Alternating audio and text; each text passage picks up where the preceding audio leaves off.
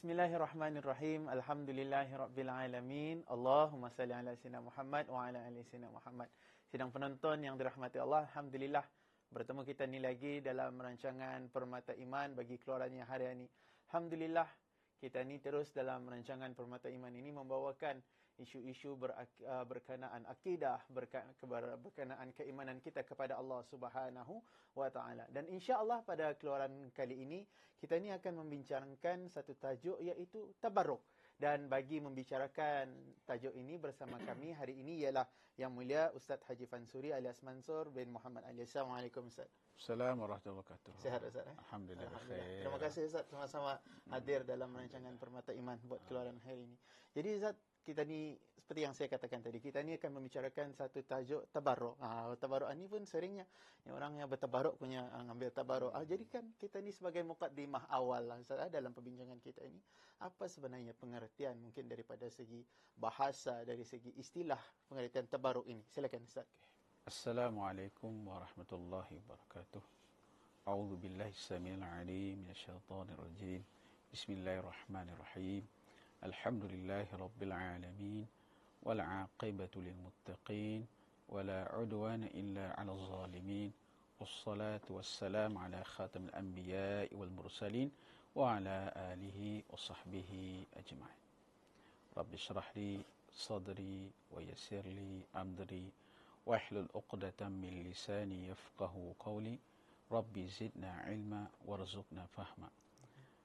Allahumma hidayatan lisawab. Memang betul lah tabaruk ni kalau dalam masyarakat memang diketahui tabaruk, tapi dalam masyarakat sering menyebutkan mengambil barakat. Ambil barakat. Sebenarnya tabaruk ini dari perkataan banyak ni, ia punya pecahan. Antaranya dari perkataan al-barakah. Menurut bahasa dalam mu'jam, dalam kamus at-ta'rifat, antara pengertian al-barakah itu lughatan az-ziyadatu fi khair. Barakat itu menurut bahasa ialah bertambah dalam kebaikan dan juga dikatakan kebaikan. Kemudian kalau kita lihat lagi memang banyak pengertiannya ni, berkata ni sebagai contoh saja dalam kitab Gharaib Al-Quran, susunan Raghaib Asfahani, barakah atau berkat ialah kepastian atau ketetapan kebaikan di sisi Allah Subhanahu wa taala pada suatu perkara. Kalau kita lihat dalam Al-Quran banyak menyebutkan. Antaranya dalam ayat suci Al-Quran Allah Subhanahu wa taala menyebutkan, A'udzu billahi minasyaitonir rajim. Walau anna ahlal qura amanu wattaqau lafatahna 'alaihim barakatin minas sama'i wal ardh. Shadaqallahul azim.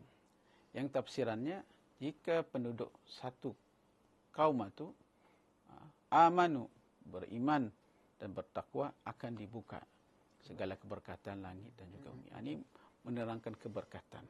Manakala tabaruk, balik pada soalan kita, tabaruk dari segi bahasa ialah menuntut, memohon, meminta, mencari, menagih atau menginginkan berkat. Sementara itu dari segi istilah, tabaruk berarti menagih ketetapan kebaikan di sisi Allah SWT pada suatu perkara. Ini jelas. Kesimpulannya, tabaruk itu artinya mengambil berkat. Kadang-kadang kita disuruh orang baca doa. Ambil berkat. Orang alim, orang saleh, orang berilmu, orang yang ada kepandaian dalam membaca doa itu, dan juga menghafali dalam satu-satu acara majlis keagamaan. Wallahu a'lam. Jadi clear yang Ustaz terangkan itu bahawa tabarruk ini sebenarnya untuk kita ni mengambil keberkatan daripada sesuatu perkara. Jadi itu dari segi pengertiannya Ustaz. Kalau kita cakap dari segi Islam, kita akan tahu macam mana sebenarnya ni hukum tabarruk ini. Adakah Islam menggariskan satu hukum-hukum tertentu dalam kita bertabarruk ataupun dalam kita ni mengambil sesuatu berkat daripada sesuatu perkara? Bagaimana? Okey, terima kasih.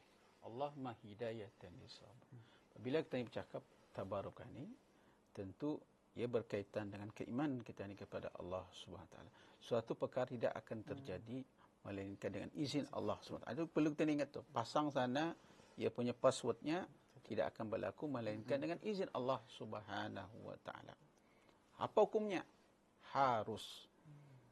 Kalau tadi melihat di sini, dalam keharusan tadi bertabaruk itu ada punya syaratnya lagi. Dalam perkara tabaruk, mesti tidak terlepas daripada dua perkara, iaitu pertama, tabaruk yang harus iaitu bertabaruk dengan sesuatu yang diketahui atau disyariatkan dalam Islam, seperti bertabaruk dengan ayat suci Al-Quran yang memang mempunyai banyak keberkatan.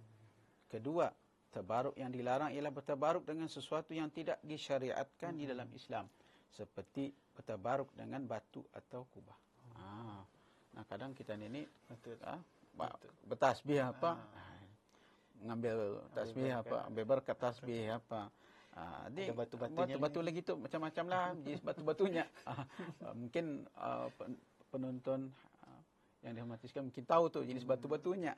Ini yang dilarang ni.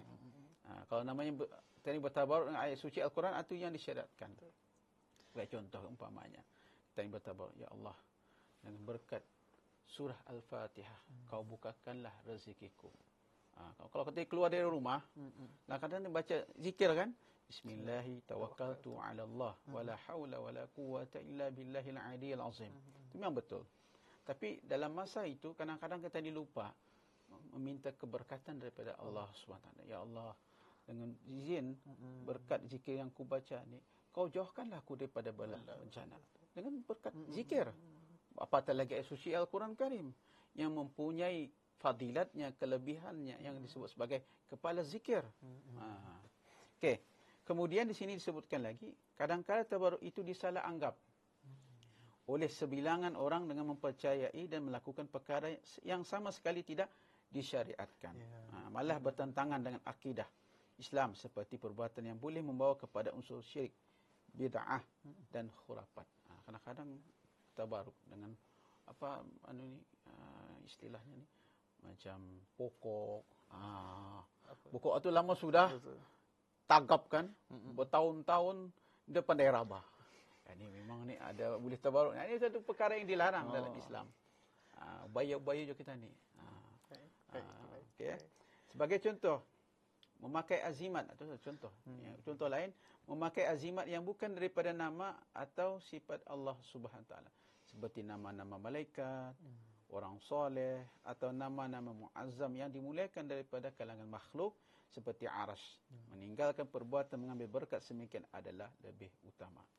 Lebih dikhawatir jika niat memakai azimat itu untuk mendapatkan berkat daripada benda itu. Kadang-kadang kata ni memakai azimat.